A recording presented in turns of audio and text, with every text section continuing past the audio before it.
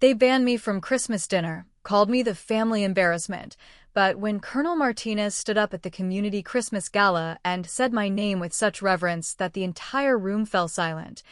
my sister Sarah's champagne glass slipped right out of her manicured fingers. The crystal shattered against the polished floor of the grand ballroom, each piece catching the light from the massive Christmas tree like tiny fallen stars, and in that moment I watched 27 years of her assumptions about me crumble just as completely.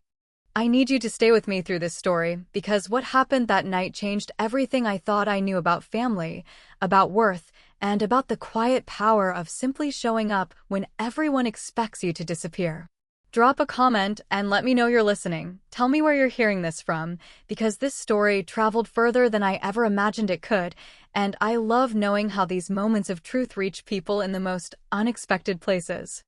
The Christmas ban didn't happen overnight, you understand. It was years in the making, a slow erosion of belonging that started the moment I chose a different path than the golden children Sarah and Michael had carved out for themselves. Sarah with her corner office at the law firm, Michael with his medical practice and his perfect suburban house with the circular driveway that our mother loved to brag about to her book club friends. They had the kind of success that photographs well for Christmas cards, the kind that makes relatives nod approvingly at family gatherings while asking when I might finally get my act together.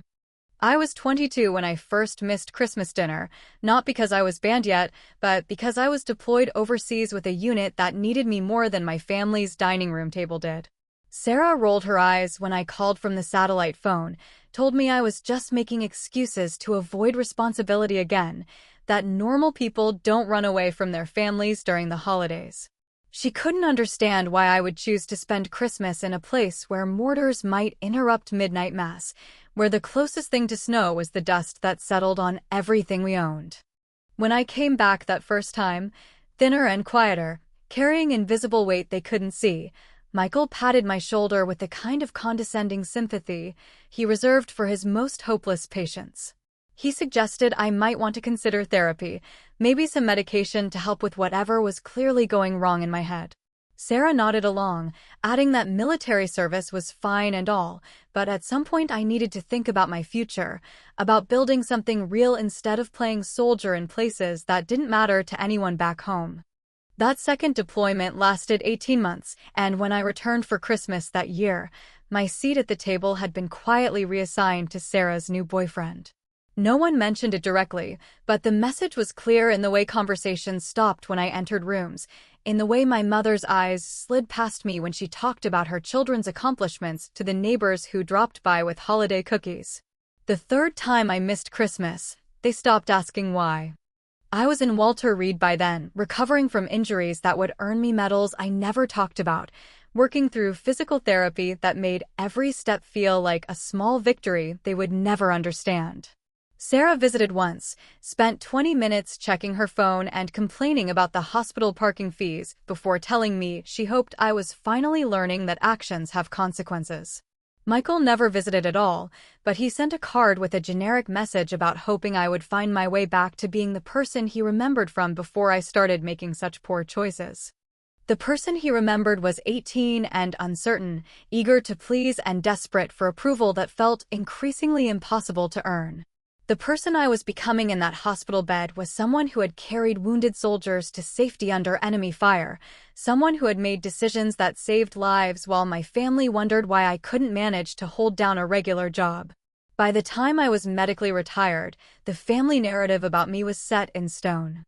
I was the one who couldn't commit to anything, who drifted from place to place without purpose, who had wasted his 20s on some misguided adventure that had clearly damaged him in ways he was too proud to admit. When I moved into the small apartment across town and started what they assumed was another dead-end job, their disappointment had crystallized into something harder than mere concern. Sarah got married that spring in a ceremony I attended but wasn't asked to participate in, sitting in the back row next to distant cousins who knew enough not to ask too many questions about what I did for work.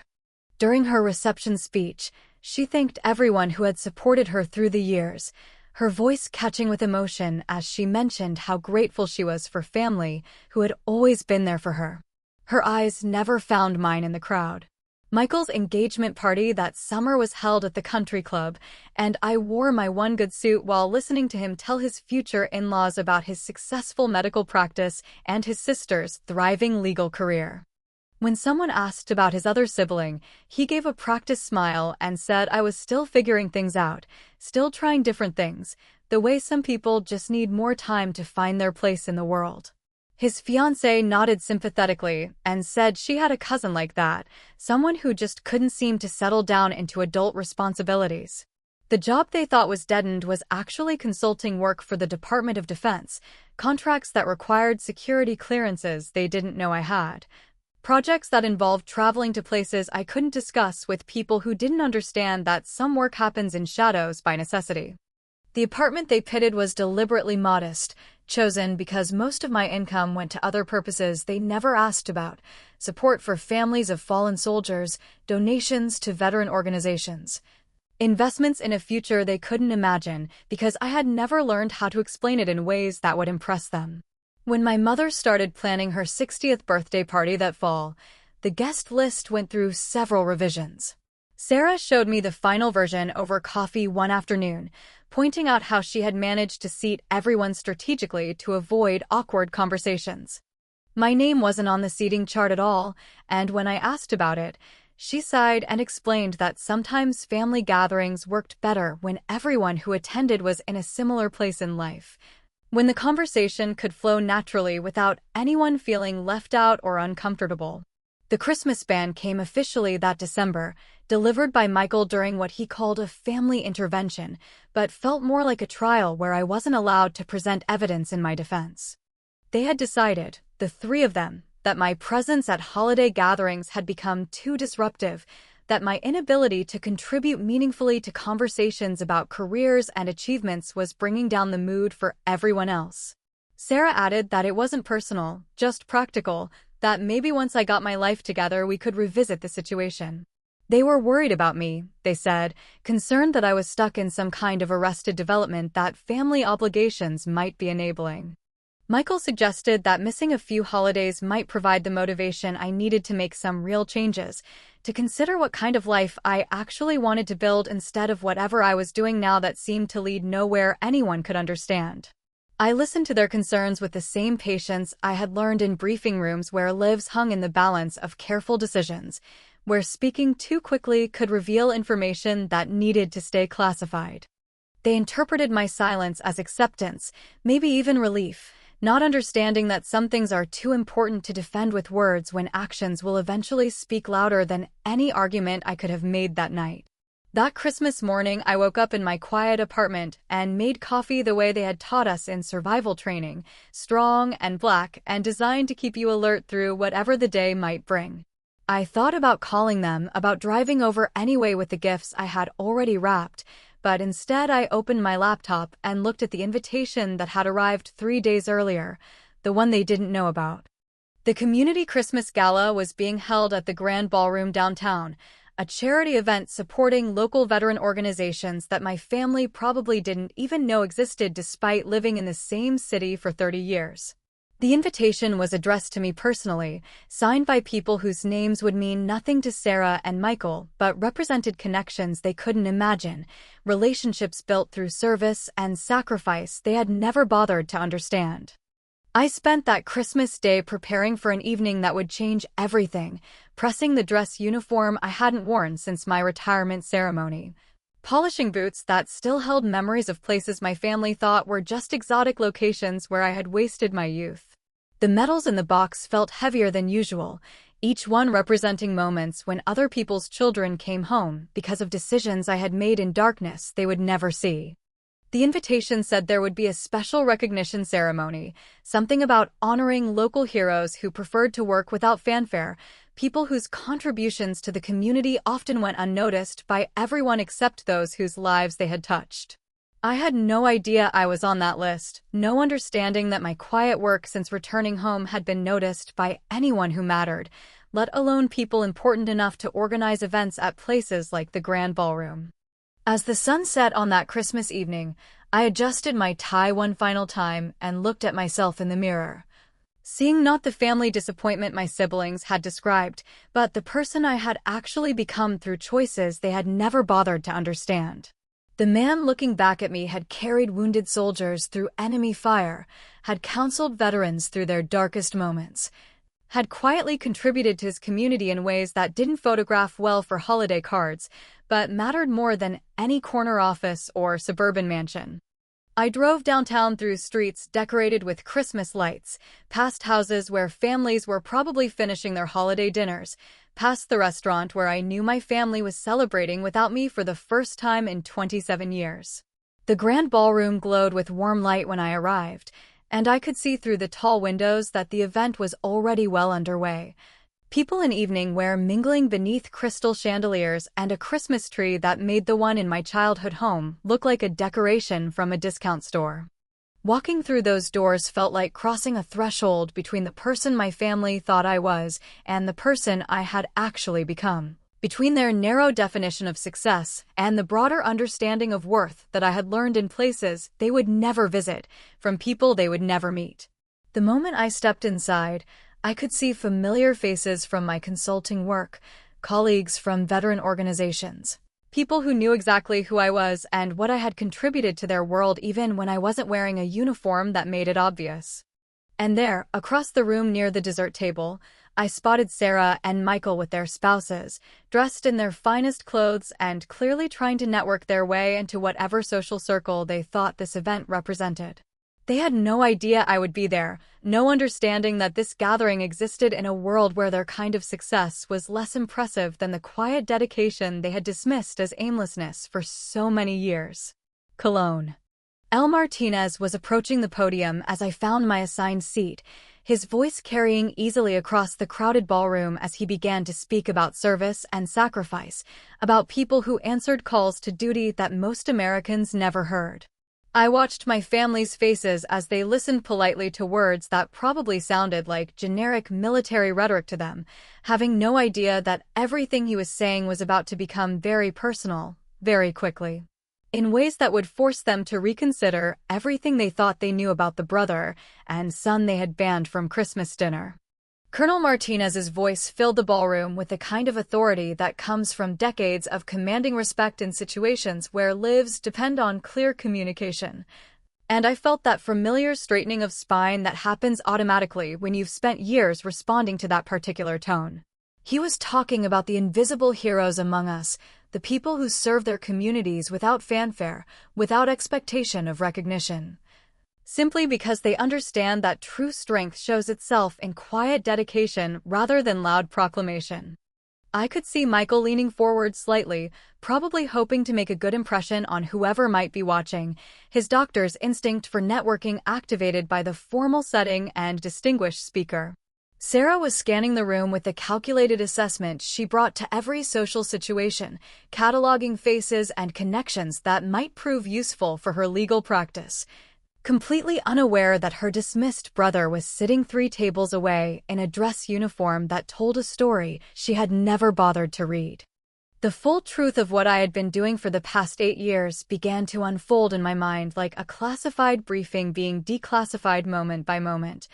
each memory sharp with details I had never been allowed to share with anyone who didn't have the proper security clearance to understand. That first deployment they had dismissed as running away from responsibility had been to a forward operating base, where I spent 18 months coordinating medical evacuations under enemy fire, learning to make split-second decisions about triage and transport that meant the difference between someone's child coming home or not. I remembered the night when mortar rounds started falling just as we were loading a critically injured Marine onto a helicopter, how the pilot was ready to lift off without me, but I stayed behind to carry a second wounded soldier who couldn't walk, running across open ground while explosions lit up the darkness around us. The medal they gave me for that night was sitting in a box in my apartment, along with commendations I had earned for actions my family would never understand because they involved carrying people to safety instead of carrying briefcases to corner offices. Sarah had called that deployment a waste of time, a failure to commit to building a real career. But what she didn't know was that 3 families in our hometown had their sons come home because of decisions I made in places where Christmas morning meant checking for improvised explosive devices before the supply convoy could deliver mail from home. The second deployment she had complained about during my hospital visit was actually classified operations in Afghanistan, where I spent 2 years training local forces to protect villages from insurgent attacks, work that saved hundreds of civilian lives, but couldn't be discussed at family dinner tables. The injuries that put me in Walter Reed weren't from some random accident like my family assumed, but from the day I chose to stay behind with a wounded Afghan interpreter who had risked his life to help American forces, carrying him through 2 miles of hostile territory while taking fire from positions we couldn't see. The shrapnel scars on my back told stories of heroism that my brother the doctor had looked at during my recovery and seen only as evidence that I was making poor life choices that led to preventable harm. Michael had suggested therapy for what he assumed was combat trauma, never understanding that the real trauma wasn't from what I had experienced in war zones, but from coming home to a family who saw my service as a character flaw rather than a calling to something larger than myself. The quiet strength that had gotten me through months of physical therapy, learning to walk properly again while dealing with nerve damage that would never completely heal, wasn't something they recognized as resilience because it didn't translate into the kind of success they understood. When I was medically retired with full honors, the ceremony was attended by generals and fellow soldiers who understood exactly what those ribbons on my chest represented. But my family wasn't there because I had stopped trying to explain things they were determined to misinterpret. The consulting work they thought was another dead-end job was actually contracts with the Department of Defense worth more money than Michael made in his medical practice, analyzing intelligence and developing strategies for operations I still couldn't discuss with anyone who didn't have a need to know. The apartment they pitted was modest by choice, not necessity, because most of my substantial income went to causes they never asked about, supporting families of soldiers who didn't come home, funding scholarships for military children, contributing to veteran mental health programs that saved lives in ways that didn't show up in newspaper headlines. I had quietly become one of the largest individual donors to veteran organizations in our state, writing checks that helped build housing for homeless veterans, fund service dog training programs, and provide emergency assistance for military families facing financial crises. The traveling they assumed was aimless wandering was actually speaking engagements at military academies and veteran conferences, sharing expertise that helped train the next generation of soldiers and support those transitioning back to civilian life. I had testified before congressional committees about veteran affairs, consulted with nonprofits about best practices for helping combat veterans, and worked with researchers studying post-traumatic stress in ways that advanced treatment for thousands of people my family would never meet. Colonel Martinez was telling the audience about someone who had spent years working behind the scenes to transform veteran support services in our community, someone whose quiet dedication had created programs that were now being replicated in cities across the country. I realized with growing awareness that he was describing work I had done, initiatives I had funded, programs I had helped design during countless hours spent in meetings my family assumed were just more evidence of my inability to hold down a regular job. Sarah and Michael were listening politely but without real interest, the way people do when speakers talk about causes that seem worthy but distant from their own concerns. Having no idea that the brother they had banned from Christmas dinner was sitting in this ballroom because his work had earned him recognition from people who understood the true meaning of service and sacrifice. The man Colonel Martinez was praising for transforming how their community supported returning veterans was the same person they had described as lost and directionless, someone who couldn't seem to figure out how to build a meaningful life. The truth was that I had been building something far more meaningful than either of them could imagine, creating systems and programs that would outlast any legal case Sarah might win or any patient Michael might treat, contributing to solutions for problems that affected thousands of families dealing with the aftermath of military service. My work had helped establish the Veteran Crisis Hotline that operated 24 hours a day, funded the construction of transitional housing that had sheltered over 200 homeless veterans, and created job training programs that had placed former military personnel in sustainable careers. I had spent Christmas mornings for the past 3 years volunteering at the veteran shelter downtown, serving breakfast to men and women who understood what it meant to serve something larger than yourself. People who recognized the quiet dignity that comes from choosing duty over comfort, sacrifice over safety. Those Christmas mornings had been more meaningful than any family gathering could have been, filled with conversations about resilience and brotherhood that my siblings would never understand because they had never been tested by circumstances that revealed what they were truly made of. The irony of sitting in this elegant ballroom, surrounded by community leaders who knew exactly who I was and what I had contributed, while my family sat unaware just across the room, was not lost on me. They had excluded me from their celebration because they thought I had nothing valuable to offer, no accomplishments worth sharing with their successful friends, no stories that would reflect well on the family name they were so concerned about protecting. But the people who mattered, the people who understood the difference between success and significance, had invited me to this gala specifically because of contributions they wanted to honor publicly. The invitation in my pocket was signed by the mayor, the city council president, and 3 generals who had worked with me on veteran affairs initiatives, people whose recognition meant more than any family dinner invitation could have. Colonel Martinez was describing a consulting project that had revolutionized how military hospitals handled veteran mental health care, work that had saved lives across multiple states and was being studied by healthcare systems internationally. I had spent 2 years developing those protocols, drawing on my own experience with combat trauma and recovery to create approaches that treated the whole person rather than just the symptoms, understanding that healing happened in community rather than isolation. Michael's medical practice treated individual patients one at a time, important work that helped people recover from illness and injury. But my work had created systems that helped thousands of veterans recover from invisible wounds that were just as real and potentially deadly as any physical trauma. The difference was that my work happened in conference rooms and policy meetings rather than examination rooms, in legislative hearings and nonprofit boardrooms rather than hospital corridors. Sarah's legal career involved winning cases for clients who could afford her services, protecting their interests and advancing their goals within the existing legal framework. But my work had actually changed laws and policies that affected entire populations of veterans and their families. I had helped draft legislation that improved veteran benefits, testified in support of bills that expanded mental health services,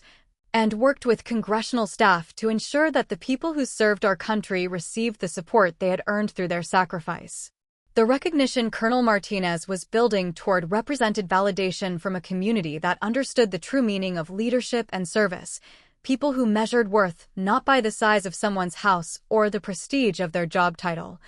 but by the depth of their commitment to making life better for others. The applause that was beginning to build in the room came from hands that belonged to people who had dedicated their lives to service, who understood that the highest calling was not personal success, but collective well-being. I could see my family's faces starting to show confusion as Colonel Martinez's speech became more specific, as he began to describe accomplishments that sounded increasingly familiar. Achievements that seemed to echo conversations they might have overheard if they had been paying attention to anything beyond their own narrow definitions of success. Sarah's expression was shifting from polite attention to something that looked almost like recognition, as if pieces of a puzzle she didn't know she was solving were starting to fall into place. Michael was leaning forward now with genuine interest rather than networking calculation, his medical training making him more attuned to the healthcare aspects of what Colonel Martinez was describing. The veteran mental health innovations that had been implemented in hospitals across the country, including the one where he worked. His face showed the beginning of understanding, the dawning awareness that the work being praised was happening in his own professional world, connected to programs he had probably encountered without knowing their origin. The moment was approaching when Colonel Martinez would call my name, when the abstract hero he had been describing would become concrete and personal, when my family would be forced to confront the reality that the brother and son they had dismissed as a failure had actually been building something extraordinary while they weren't paying attention. The anticipation in the room was building toward a revelation that would change everything they thought they knew about success, about worth, about what it meant to make a meaningful contribution to the world. I straightened my shoulders and prepared to stand when my name was called, ready to accept recognition from people who mattered, from a community that understood the difference between achievement and accomplishment, between building wealth and building hope. The dress uniform felt like armor against years of family disappointment, each ribbon and medal a testament to choices that had led not to corner offices and suburban mansions, but to something far more valuable than either Sarah or Michael had ever imagined possible. Colonel Martinez paused at the podium, his eyes scanning the room until they found mine, and I saw the slight nod of recognition that meant the moment of truth was finally at hand. The moment when years of quiet service would be acknowledged publicly and my family's carefully constructed narrative about my failures would crumble like Sarah's champagne glass was about to do in just a few more heartbeats. Colonel Martinez's voice carried across the ballroom with the crisp precision of a man who had spent decades delivering news that changed lives, and when he spoke my full name and rank into the microphone, followed by a list of accomplishments that made the entire room rise to their feet in sustained applause, I watched my sister's champagne glass slip from her fingers as if it were happening in slow motion, the crystal shattering against the marble floor in a sound that seemed to echo through years of assumptions and misunderstandings. I stood and walked toward the podium with the measured pace I had learned in ceremonies where dignity mattered more than speed, where every step represented not just personal honor, but the respect due to everyone who had served alongside me in places where courage was measured not in quarterly reports or billable hours, but in split-second decisions that meant someone else's child would come home for Christmas. The applause continued as I moved through the crowd, and I could see faces I recognized from veteran organizations, from Department of Defense meetings, from congressional hearings where my testimony had helped shape policies that would affect thousands of families. Sarah's face had gone completely pale, her mouth slightly open as she stared at me walking past her table in a dress uniform that told stories she was only now beginning to understand. Ribbons and medals that represented a level of service and sacrifice she had dismissed as youthful irresponsibility and poor life choices. Michael was standing with the rest of the room, but his applause had faltered, his hands frozen halfway together as his medical training helped him recognize some of the commendations on my chest, decorations that were only awarded for actions under fire, for saving lives in circumstances that most people never face. Colonel Martinez was reading from a citation that detailed my work establishing veteran mental health protocols now used in hospitals across 3 states, describing my role in developing crisis intervention programs that had prevented hundreds of veteran suicides, explaining how my consulting work had revolutionized the way military hospitals approached treatment for combat trauma. Every word was a revelation to my family, who were learning for the first time that their disappointing brother had been quietly saving lives while they thought he was wasting his own. When I reached the podium and shook Colonel Martinez's hand, accepting the Crystal Award that recognized my contributions to veteran affairs, I could see my family's table clearly in the sea of faces below. Sarah had sunk back into her chair, her carefully applied makeup unable to hide the shock that was transforming her features as she realized that every assumption she had made about my life for the past 8 years had been completely wrong. Her husband was leaning over to whisper questions she clearly couldn't answer, asking how she had never mentioned that her brother was apparently some kind of war hero. Michael was still standing, but his face showed the kind of confusion that comes when a medical professional realizes they have fundamentally misdiagnosed a situation, when all the symptoms they thought they understood actually pointed to something entirely different from what they had assumed. His wife was looking between him and me with obvious bewilderment, probably wondering why he had never mentioned that his brother was being honored at community events for contributions that were apparently significant enough to warrant recognition from military leadership. Colonel Martinez invited me to say a few words to the audience, and as I stepped to the microphone, I could feel the weight of years of family disappointment lifting from my shoulders, replaced not by vindictive satisfaction, but by the quiet peace that comes from finally being seen for who you actually are rather than who people assume you must be. I looked out at the crowd of community leaders, veterans, and supporters who had gathered to celebrate service that often goes unrecognized, and I chose my words carefully, knowing that this moment would define not just how my family saw me, but how I chose to handle the gift of public vindication. I spoke about the privilege of serving alongside people who understood that true strength shows itself not in personal achievement, but in lifting others up. About the honor of working with veterans who had sacrificed their own comfort and safety so that others could live in peace. About the responsibility that comes with being trusted to help heal invisible wounds that are just as real and dangerous as any physical injury. I talked about the importance of community support for those who serve, about how everyone in that room played a role in ensuring that veterans received the care and respect they had earned through their sacrifice. I did not mention my family's misconceptions about my life, did not use this platform to settle scores or embarrass people who had hurt me with their assumptions and dismissal. Instead, I focused on the work itself, on the thousands of veterans who had benefited from programs that existed because people in this room understood that supporting those who serve is not a political position, but a moral obligation that transcends partisan divisions and personal comfort zones. When I finished speaking and returned to my seat, the applause was longer and warmer than before, filled with the appreciation of people who recognized that grace under pressure is one of the highest forms of leadership. That choosing dignity over revenge demonstrates the kind of character that makes real change possible in the world. I could see my family's table clearly as I walked back through the crowd, and their faces showed the beginning of a reckoning that would probably take years to fully process.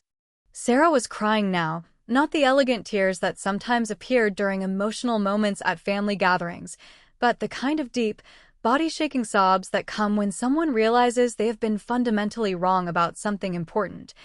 when the foundation of their understanding shifts so dramatically that everything they thought they knew has to be reconsidered. Her husband was rubbing her back with the helpless confusion of someone who had married into family dynamics he was only now beginning to understand.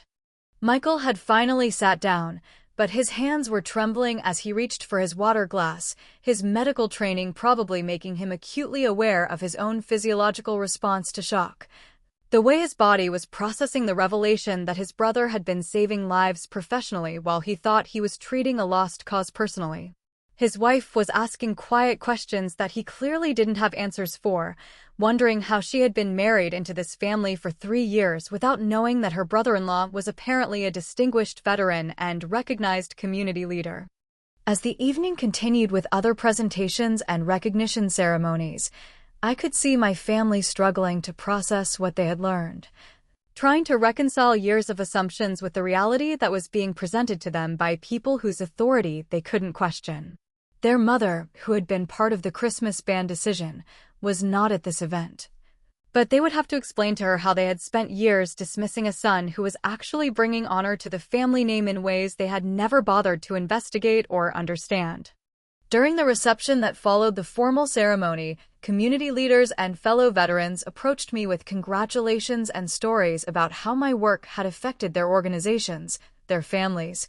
their own understanding of what effective veteran support could look like when designed by someone who understood both the military experience and the civilian systems that needed to adapt to serve that population effectively. Each conversation was a reminder that the work mattered more than family recognition, that external validation was meaningful only when it came from people who shared your values and understood your mission. Sarah approached me during a quiet moment when I was standing near the Christmas tree, her face still showing the evidence of tears, but her posture suggesting she was trying to find courage to say something that had never been easy for her to express. She stopped a few feet away, close enough to speak privately but far enough to give both of us space to maintain dignity in what was clearly going to be a difficult conversation for someone who had spent years being wrong about something fundamental. She started to apologize, but I stopped her gently, explaining that understanding who someone really is often takes time, that families sometimes see each other through filters created by old patterns and expectations that don't leave room for growth and change. I told her that I wasn't angry about the Christmas ban, that I understood why my life had seemed directionless to people who measured success differently than I did, that the work I had chosen required a kind of discretion that made it difficult to explain to people who weren't part of that world. Michael joined us after a few minutes, bringing his wife so she could be introduced properly to the brother-in-law she was meeting for the first time despite 3 years of family gatherings where my absence had never been adequately explained. He shook my hand with the firm grip of someone trying to communicate respect and regret simultaneously, his medical training probably helping him understand that some wounds take time to heal even when both parties want reconciliation. They asked questions about my work, about the programs I had developed, about how long I had been involved in veteran affairs, and why I had never talked about it during family gatherings that now seemed embarrassingly shallow in retrospect. I explained that much of my work required security clearances that made casual conversation about it impossible, that the consulting contracts involved classified information that couldn't be discussed with people who didn't have official need to know, that I had learned to separate my professional life from my personal relationships as a matter of both legal obligation and practical necessity. Michael mentioned that his hospital had implemented some of the mental health protocols I had developed, that he had been impressed with their effectiveness, but had never known they were designed by someone in his own family, that the veteran crisis intervention training he had completed was apparently based on my research and recommendations. The irony was not lost on any of us that he had been benefiting professionally from work I was doing while personally dismissing me as someone who couldn't figure out how to build a meaningful career. Sarah admitted that her law firm had recently taken on pro bono cases involving veteran disability claims, using resources and legal strategies that had been developed by organizations I had helped fund and establish. That she had been impressed with the quality and effectiveness of the Veteran Advocacy Network without knowing that her own brother had played a role in creating the systems that made that advocacy possible. The work she thought was meaningless had actually been supporting the kind of legal aid that her firm now considered important enough to donate time and resources to. As the evening wound down and people began to leave, my family lingered near the coat check, clearly struggling with how to end a night that had changed everything they thought they knew about family dynamics and personal worth. They invited me to join them for late dinner, to continue conversations that had barely started, to begin the process of rebuilding relationships that had been damaged by years of misunderstanding and assumptions that had never been challenged or examined. I accepted their invitation with the same grace I had brought to accepting the award, understanding that reconciliation is often more difficult than conflict, that building new relationships on the foundation of old disappointments requires patience and forgiveness from everyone involved. We went to a quiet restaurant that stayed open late for people who needed time to process conversations that couldn't be rushed or forced into neat conclusions. Over coffee and dessert that stretched past midnight, we talked about the past 8 years from perspectives none of us had fully understood before, about choices that had looked like failures from one angle but revealed themselves as service when viewed from another direction,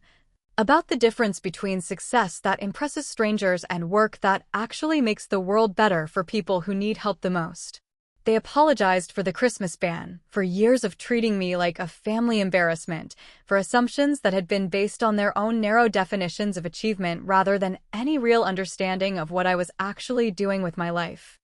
I accepted their apologies while explaining that holding grudges would dishonor the example set by veterans who had forgiven far greater injuries in service of building better relationships with former enemies.